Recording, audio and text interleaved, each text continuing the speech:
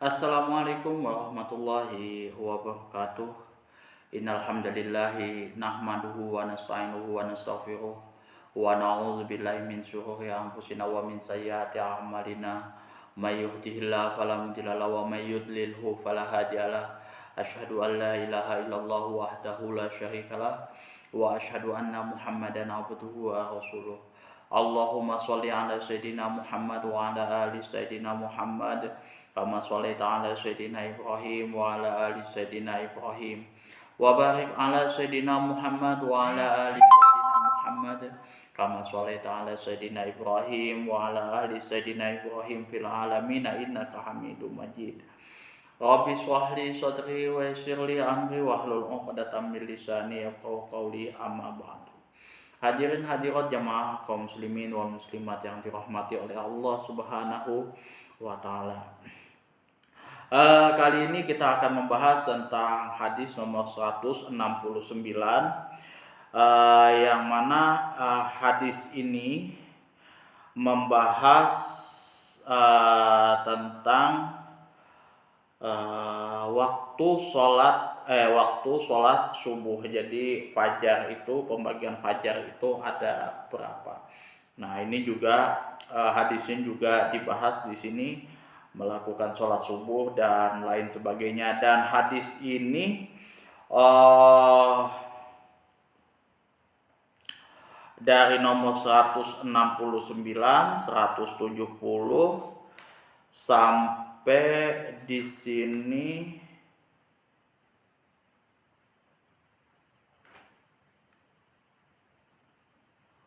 oh ya 170 ya 170.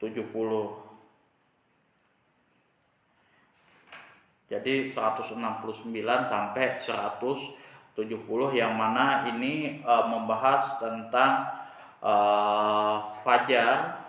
Pembagian fajar itu ada dua, fajar yang menghalalkan makan dan mengharamkan sholat, menghalalkan sholat dan mengharamkan makan. Nah, nanti kita akan bahas hadisnya seperti apa.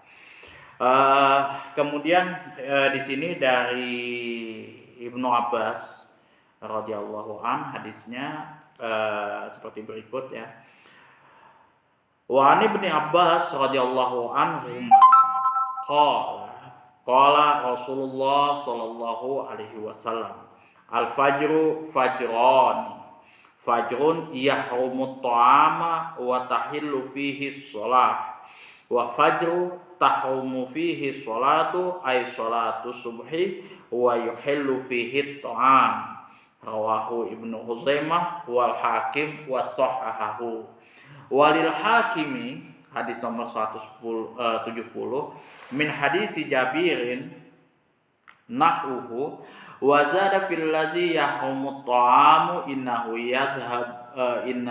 yadhhabu mustatilan fil ufuqi wa fil akhari innahu kadzabis sihani. Wa an Ibnu Abbas radhiyallahu anhu maqala, dari Ibnu Abbas radhiyallahu anhu, semoga Allah meridhoi keduanya, qala telah bersabda, qala Rasulullah sallallahu alaihi wasallam, telah bersabda Rasulullah sallallahu alaihi wasallam, al fajru fajroni, fajar itu terdiri dari dua macam. Fajrun yahumut ta'am wa tahillu fihi sholatu. Fajrun, fajar, yuharimu, yang mengharamkan at-ta'am, makan, wa tahillu fihi sholat, dan menghalalkan dan tetap menghalalkan kita untuk melakukan sholat. Wa fajrun, dan fajar yang kedua adalah fajar yang tahrumu fihi sholatu, yang mengharamkan sholat, ai sholatus subhi, atau sholat subuh, wa yuhillu fihi ta'am, dan menghalalkan makanan, dan menghalalkan kita untuk makan. Rawahu Ibnu Huzaimah wal Hakim, hadis ini diriwayatkan oleh Ibnu Huzaimah dan Hakim. Wasahahahu. Kemudian Imam Hakim keduanya menilai hadis ini sahih. Kemudian walil Hakimi, menurut Imam Al-Hakim, min hadisi Jabirin nahwuhu, dari hadis Jabir disebutkan hal yang serupa. Wazada fil ladzi yuharrimut ta'am.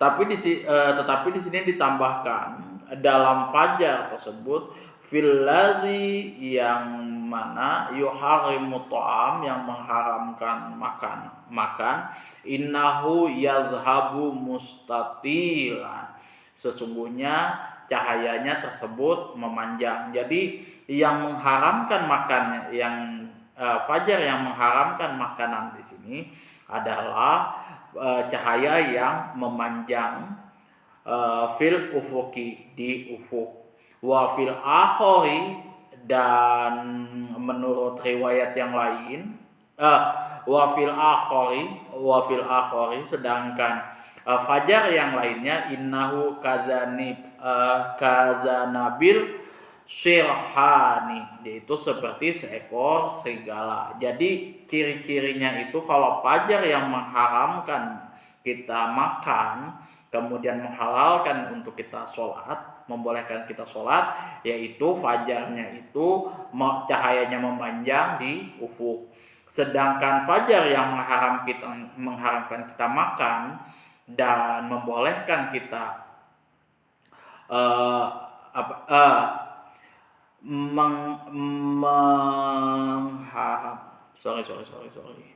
dan fajar lainnya, yang maksudnya ini yang sebelum yang pertama tadi, adalah fajar seperti seekor serigala. Jadi fajar itu ada dua, yaitu fajar yang membolehkan kita makan, mengharamkan kita makan dan menghalalkan kita untuk sholat, membolehkan kita untuk sholat, dan fajar yang mengharamkan kita sholat dan mengharamkan kita sholat dan membolehkan kita makan, itu ya. Ada dua itu. Nah, kalau fajar yang mengharamkan kita makan, fajar yang pertama mengharamkan kita makan dan membolehkan kita sholat adalah fajar yang cahayanya memanjang di ufuk. Sedangkan fajar yang mengharamkan kita sholat dan membolehkan kita makan di sini adalah fajar seperti ekor serigala. Nah, itu pembahasan hadis nomor 169 dan 170. Nah, kalau kita lihat makna keseluruhannya adalah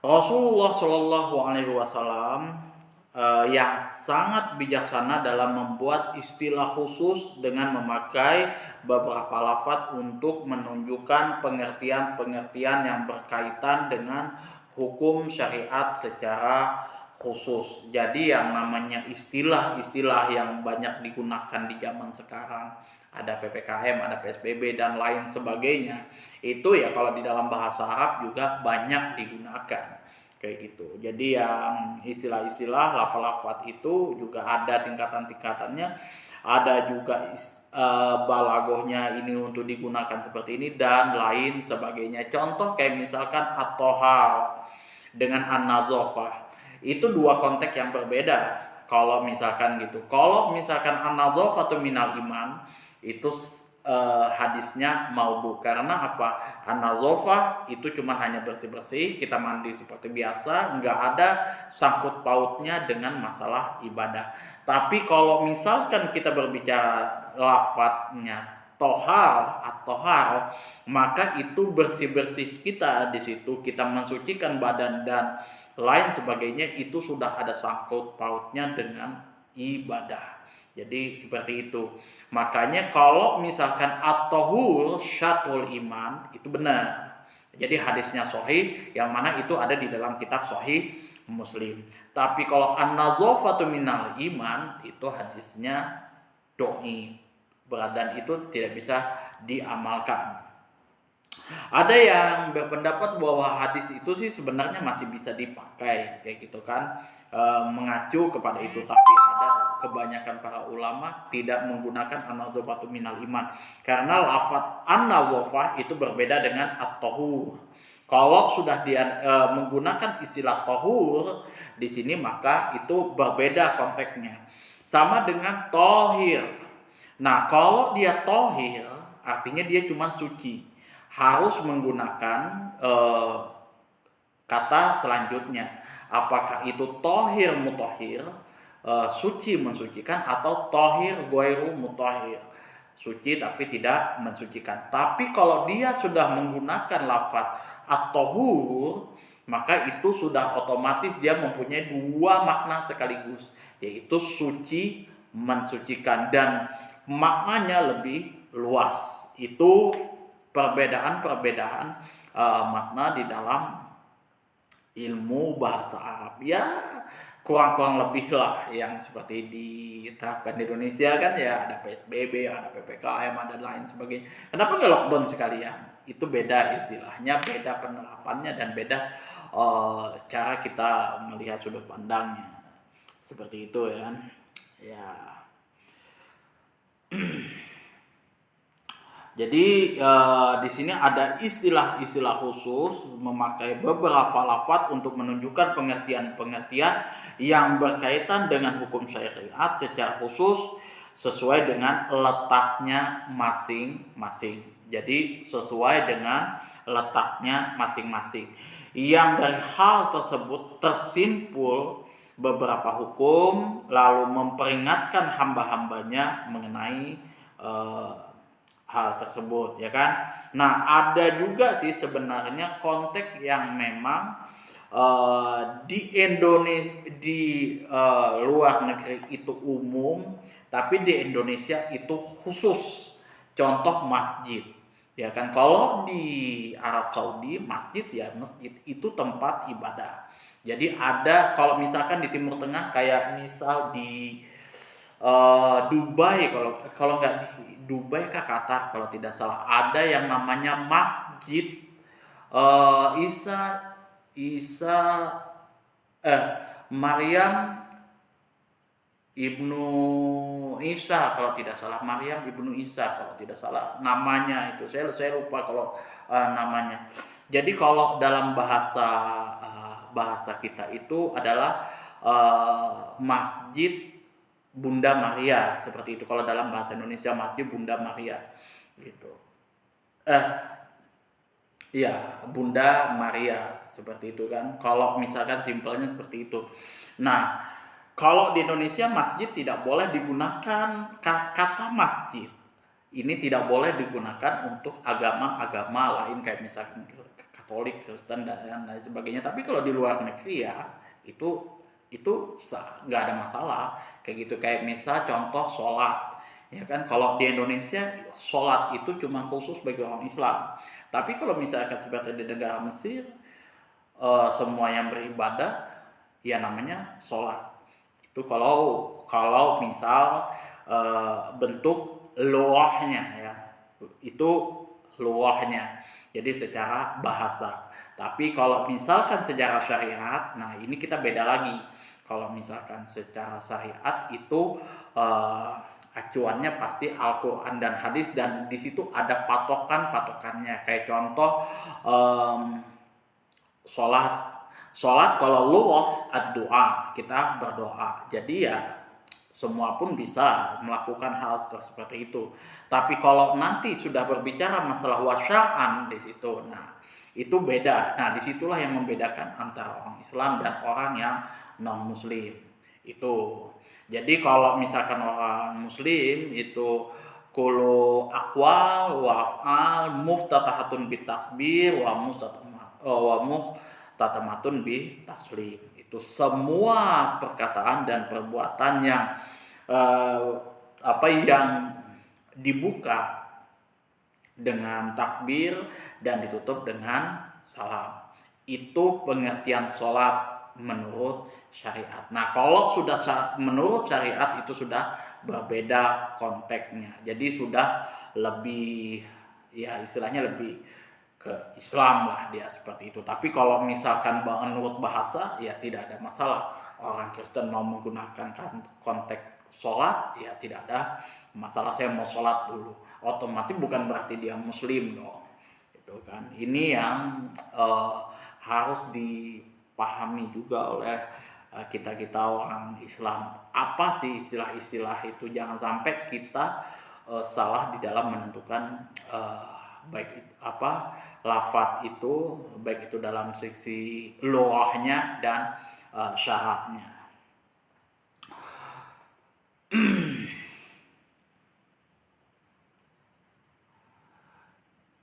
Di antaranya ialah lafadz al-fajr. Nah, ini lafadz al-fajr. Nah, lafadz fajar. Ini kita akan analisis lafadz fajar. Makna fajar menurut istilah bahasa ialah munculnya cahaya yang memanjang seperti ekor serigala di tengah langit. Itu.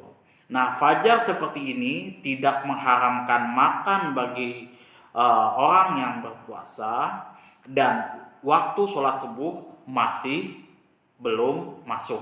Jadi masih belum masuk artinya tidak boleh melakukan sholat subuh, tapi kita boleh makan. Ini pada kondisi bulan Ramadan. Jadi seperti itu. Jadi ini waktu fajar pada kondisi kita bulan Ramadan. Kemudian dikenal juga dengan nama fajar kadzib, ya, fajar kadzib. Yang kedua ialah fajar shodiq. Nah, ini kalau sudah masuk fajar shodiq, yaitu fajar yang sinarnya menyebar. Apabila ia muncul, maka haram bagi orang yang berpuasa dan halal melakukan sholat. Jadi boleh melakukan sholat subuh. yakni sholat subuh sudah masuk waktunya. Nah, ini istilah fajar seperti itu.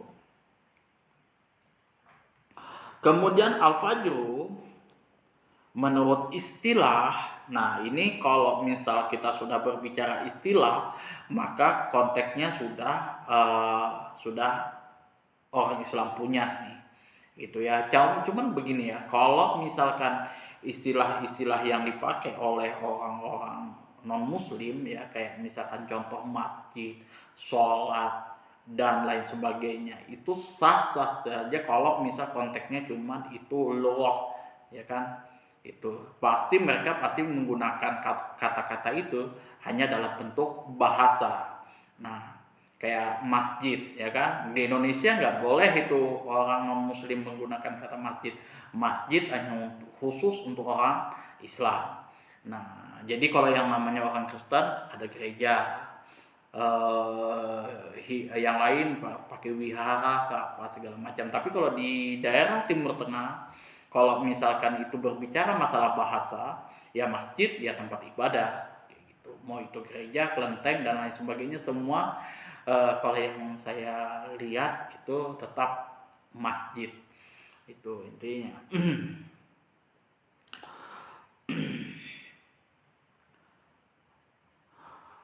Menurut istilah di sini ialah lafadz mustahaq, yaitu lafadz yang mempunyai dua arti,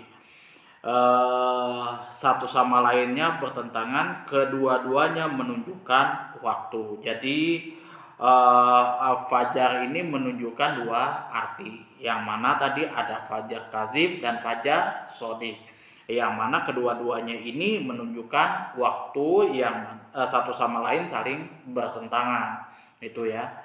Yang pertama fajar kadzib itu kita boleh maka tidak boleh melakukan sholat, karena pada waktu itu kita melakukan sholat sahur, waktu sholat subuh masih belum masuk. Kemudian pas fajar shodiq kita tidak boleh lagi makan, haram makan, tapi kita sudah masuk waktu subuh dan boleh mengerjakan sholat subuh. Nah, itu yang dimaksud satu sama lain saling bertentangan, yang mana kedua-duanya menunjukkan waktu. Nah, fajrun yuharrimunat ta'am, yang dimana maksudnya adalah fajar yang mengharamkan makan bagi orang yang berpuasa, dikenal dengan nama fajar sodik, ya kan, mengharamkan makan bagi orang yang berpuasa dan dikenal dengan fajar sodik. Tahillu fihi sholah, yang mana dengan munculnya fajar ini maka masuklah waktu wajib untuk sholat subuh. Nah, tahrumu fihi sholatu, yang dimaksud di sini adalah sholat subuh. Di dalam hadis ini ditafsir sholat subuh agar tidak ada dugaan bahwa yang diharamkan adalah semua jenis sholat mutlak. Jadi ditafsirkan di sini sholatus subhi. Jadi sholatus subhi, di situ ditambah, itu ada tambahan sholatus subhi. Ditafsir seperti ini supaya tidak salah, ya, tidak salah pengertian bahwa tidak semua sholat itu diharamkan, cuma hanya ada satu, yaitu sholat subuh. Itu ya. Nanti ada orang yang sholat mutlak dan lain sebagainya. Gitu kan. Nahwahu, hadis yang serupa, yaitu hadis Ibnu Abbas yang lafadznya berbunyi sebagai berikut. Al-fajru fajrani, amal fajrul ladzi kadzaba sirhani fala yuhillu sholata wala yahrumu fihi ta'am wa amal ladzi yadhabu mustatilan fil ufuqi fa innahu yuhillu sholata wa yuharrimu ta'am. Itu hadis dari Ibnu Abbas. Fajar itu ada dua macam. Fajar yang rupanya seperti ekor serigala, maka tidak halal melakukan sholat dan tidak haram makan pada saat itu. Jadi kita tidak boleh mengerjakan sholat, tapi kita boleh makan pada saat itu. Jadi itu waktu sahur. Nah, adapun fajar yang rupanya memanjang di ufuk, maka sesungguhnya dihalalkan untuk melakukan sholat dan haram untuk makan. Itu sudah masuk waktu setelah imsak, itu sudah azan subuh. Nah, itu kita tidak boleh makan lagi. Mustahilan di sini, mustatilan di sini maksudnya adalah memanjang. Wafil akhar, mengenai fajar yang lainnya yang tidak halal melakukan sholat padanya dan tidak haram pada waktu itu. Al-sirhan di sini maksudnya adalah serigala. Yang dimaksud ialah tampak meninggi di langit seperti tiang. Di antara dua fajar itu terdapat selang waktu hingga fajar kedua tampak jelas. Hal ini untuk menjelaskan kepada kita permulaan fajar sodik atau fajar yang sesungguhnya. Nah, fikih hadisnya adalah fajar menurut istilah bahasa ialah lafadz yang memiliki dua pengertian waktu. Nah, pertanda fajar pertama ialah munculnya seberkas cahaya, bentuknya seperti seekor serigala, meninggi di langit seperti tiang. Saat itu makan masih diperbolehkan dan sholat subuh masih belum masuk waktunya. Nah, pertanda fajar yang kedua ialah munculnya sinar yang memanjang di ufuk. Saat itu merupakan pertanda haram kita untuk makan bagi orang yang berpuasa dan waktu sholat subuh sudah masuk. Nah, itulah penjelasan dari hadis nomor 169 sampai 170 yang berkaitan tentang sholat subuh waktu fajar pada saat kita di bulan Ramadan. Jadi ya kan ini sudah umum ya, masyarakat juga sudah tahu ya kan. Kalau misalkan waktu sahur itu kita boleh makan, kita tidak boleh sholat. Nah pada saat sholat subuh kita tidak boleh makan, tapi kita boleh sholat. Sudah masuk waktu sholat. Itu saja yang dapat saya sampaikan, kurang dan lebihnya saya mohon maaf yang sebesar-besarnya apabila ada kata-kata saya yang salah atau menyinggung hati teman-teman semuanya. Dan di sini juga saya sebagai konten kreator eh, membutuhkan saran, masukan dan kritikan apapun. Karena sejujurnya kalau misalkan saya membacakan kitab, apabila ada yang tersalah, mungkin harokatnya mungkin tidak sesuai dengan nahwu shorobnya dan lain sebagainya, teman-teman bisa atur di kolom komentar. Atau mungkin terjemahan dari kitab Ibanatul Ahkam ini berbeda dengan kitab yang berbahasa Arab. Kemarin saya coba cari Ibanatul Ahkam ya, versi bahasa Arabnya saya juga belum dapat, dan ini sih sebenarnya saya kombinasikan dengan yang full seperti ini supaya teman-teman bisa lebih enak lah belajarnya. Nah kalau ini sudah dia full itu bahasa Arab, jadi semua saya mesti harus harokatin satu persatu, kemudian saya analisis nahwu shorobnya, kemudian baru saya artikan. Nah juga ada teman-teman yang bertanya kemarin, bagaimana sih cara belajar ilmu nahwu dan shorob dengan cepat dan mudah. Untuk belajar nahwu dan shorob itu ada kitab-kitabnya ya kan. Salah satunya kitab Jurumiyah. Yang pertama itu yang paling dasar itu kitab Jurumiyah. Ini kalau kita konteksnya di pondok pesantren salaf ya. Kalau di pondok pesantren Gontor itu kitabnya beda. Dia kitabnya Nahwu Wadih. Jadi Nahwu Wadih itu mulai dari juz pertama sampai kalau nggak salah 3 juz rasanya itu. 3 juz kalau nggak 3 juz 6 juz. Nah, kalau tidak salah itu mulai dari kelas 1 sampai kelas 6. Itu Nahwu Wadih. Nah, kalau di pondok pesantren salaf itu ada berbagai macam jenis yang wajib kita pelajari. Nah, kalau di pondok saya itu Jurumiyah, kemudian naik ke kitab apalagi sarahnya itu Mukhtasar Jidan, kemudian naik lagi ke kitab Imriti. Di situ ada Kawakib Mutamimah, itu penunjang karena itu sarah daripada kitab Jurumiyah. Tapi yang kami masuk di metode pembelajaran kami itu materi pokok itu adalah ini, pelajaran pokoknya yang wajib dipelajari itu Mukhtasar Jidan itu. Jadi kalau Mutamimah dan Kawakib itu hanya penunjang saja. Kemudian masuk di pelajaran selanjutnya, kitab selanjutnya itu Imriti.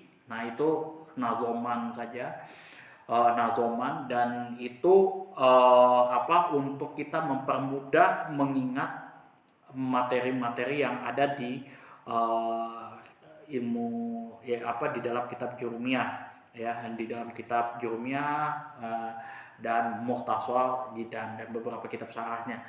Nah habis itu baru naik ke, kalau kami itu Alfiyah. Nah Alfiyah ini sudah oleng kalau kita sudah belajar itu.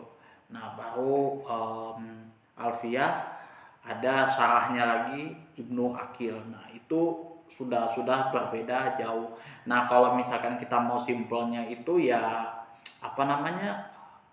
Jurumiyah aja kita mainnya di situ, di kitab Mukhtasar Jidan. Nah kita misalkan bisa mengharokati, kita harus bisa menentukan makna yang mubtada, mana yang khobar. Itu dulu yang kita anukan.